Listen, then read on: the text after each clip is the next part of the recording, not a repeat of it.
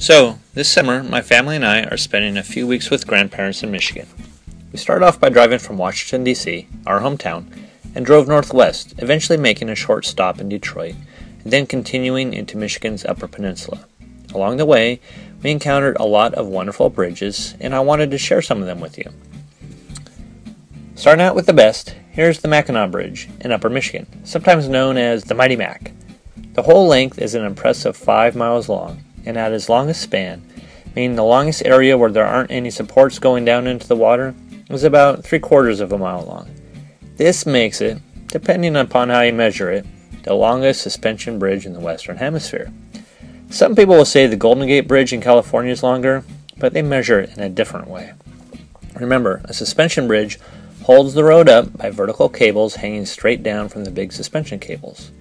The coolest part of this bridge is that the road is shaped like an airplane wing to make it lighter during strong winds.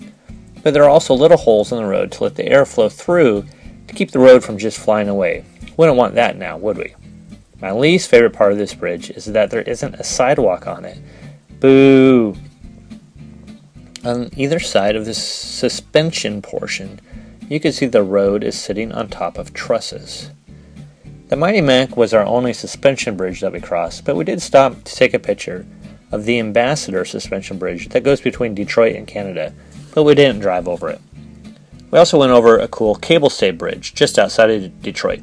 You could really see how cables go straight from the top of the tower down to the road to hold it up. We also saw a bunch of arch bridges. Just outside of Detroit, we ran across this beautiful blue arch bridge. This is cool. You can see the cables hanging down from the arch to hold up the roadway, and it's just as pretty when you're driving over the bridge too.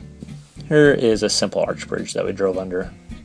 Now, here are the ugly, but oh so useful, truss bridges. This guy is just for trains. This other one ran alongside the bridge that we were on, and the train tracks run along the top of the truss, which I think is kind of weird. And of course, there were an infinite number of beam bridges. They are great for short spans, but really boring to look at. Here's another one, here's another one, and another, and another. So that is it for the bridges on our trip.